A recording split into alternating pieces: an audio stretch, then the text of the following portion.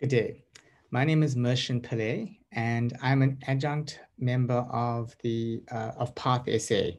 And I'm going to begin this introduction with an introduction of me, and partly because that's the focus also of, or the subject of what I'm interested in is the focus of this short presentation. I'm particularly interested in how we transform healthcare in South Africa, specifically in a country where we've had various health inequities. And so the main focus of my talk today is looking at, let me just share my screen, is looking at how we engage this with specific reference to trans and gender diverse healthcare. And sorry about that. Okay, so as you can see from my title, it's just really a plain reference to gender affirming healthcare and transformation. And I'm going to talk a little bit about what that means to me for now. And I'm going to do that through the Pathsa objectives, which you can see listed here, and they're taken from our website. But what I'm going to do is focus specifically on one labeled G, and I know that's small, so I've just made it bigger here. And what this says is one of our core objectives is to disseminate awareness around power dynamics that are typically inherent to all healthcare seeker provider interactions involving people who are part of the trans and gender diverse communities, to acknowledge the damage that has been done by such dynamics, and to insist that gender affirming clinicians must take steps to dismantle these typical power hierarchies. So it's quite a loaded objective, and there's loads of things in here that I would like to thin out, but I'm going to select just the key notion that's underlying it. And that's looking at how we interact as healthcare workers with trans and gender diverse people, but specifically in our context. So specifically, what does it mean to be a South African healthcare worker working with trans and gender diversity? And so that necessarily means talking about us. Okay, and if you're talking about us, it's about talking about who we are as healthcare professionals and who we see as them in terms of trans and gender diverse people. And you'll notice that the circle on the left-hand side under us is a big one, and the circle with them is a little one. And of course, that refers to the nature of the power and the power dynamics that are necessarily part of this relationship within the healthcare world.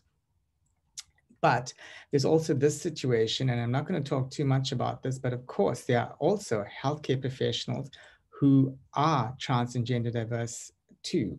So there are situations where there's an overlapping of professional and personal identities. And what happens when this occurs? I'm not going to be talking about that specifically, but I'm going to be talking about how the two ideologies or the two ways of being in the world could actually be considered by mainstream healthcare professions. So I'm going to talk about this. I'm going to talk about the way in which we as healthcare professionals encompass or engulf the lives of trans and gender diverse people. And so back to this definition. And here, why I've made in purple the words typical power is that last slide demonstrates the typical or usual relationship that healthcare workers have over and engulfing people who are trans and gender diverse. And so this in itself, and I'm not going to go into the details for this presentation right now, but of course this process is damaging.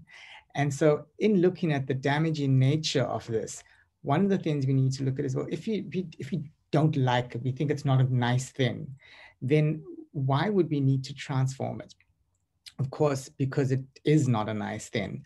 But when we're looking at transforming our health, I'm going to make reference to this well-used analogy of the iceberg, but I think it's really relevant for what I'm talking about right now.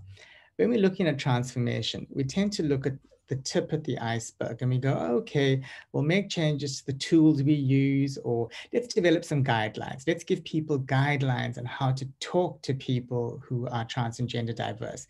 Let's give them labels. Let's tell them how to think about the way they sit and look at people who are trans and gender diverse. And so we might play around with the technical competencies of healthcare practice and look at how we do stuff with people. But of course, you and I both know that looking at the technical competencies masks a whole load of different things. And as South Africans, I think you're well aware as healthcare practitioners that simply signaling in a policy, for example, looking at Batopele or even Ubuntu, an overused term as well, we know that the language of transformation has inserted itself into our texts and into policies and into the way we operate in the public space, for example.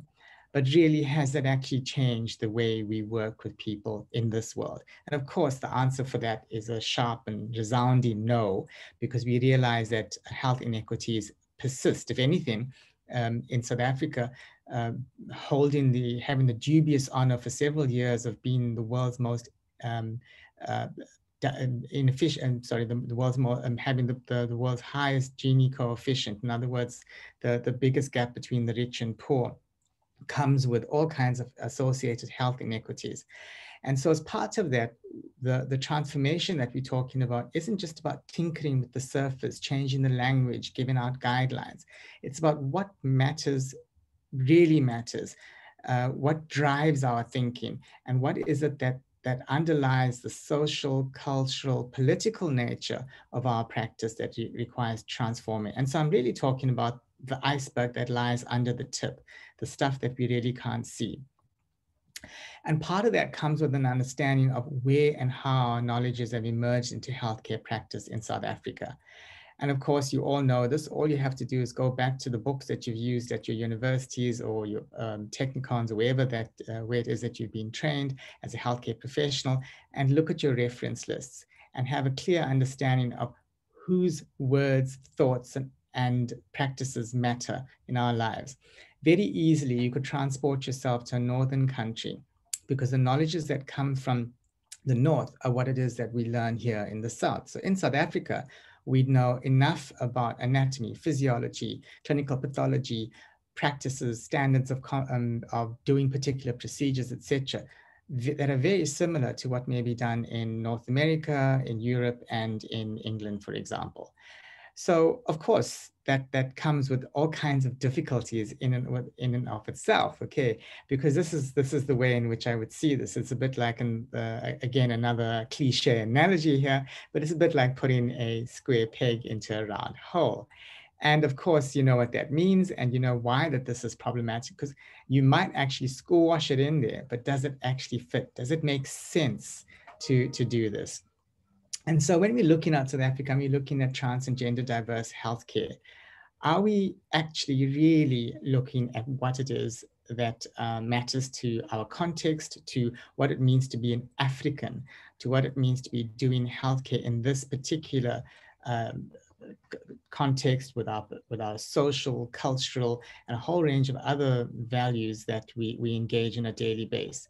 So what I'm outlining here in this presentation is the nature of transformation, where we've come from in terms of our healthcare, broad healthcare knowledges, and how we relate to people within that way of understanding the client, the patient, and our role as expert healthcare professional. And what I'm going to do is end this talk with a wonderful quotation. In fact, I've used this at other presentations. So if you've listened to something similar, especially at the WPATH presentation, please forgive me for repeating it, but it's a wonderful quote, and I'm going to leave you with this. Historically, pandemics have forced humans to break with the past and imagine their world anew. This one is no different. It's a portal, a gateway between one world and the next. We can choose to walk through it, dragging the carcasses of our prejudice and hatred, our avarice, our data banks and dead ideas, our dead rivers and smoky skies behind us. Or we can walk through lightly with little luggage, ready to imagine another world and ready to fight for it. And so ready to imagine another world and ready to fight for it. And that's really what my message is to you, is that if we want you to seek to transform gender affirming healthcare practices in South Africa, welcome to the fight. Welcome to the way to transform, we believe, healthcare to and for and with trans and gender diverse populations. Thank you.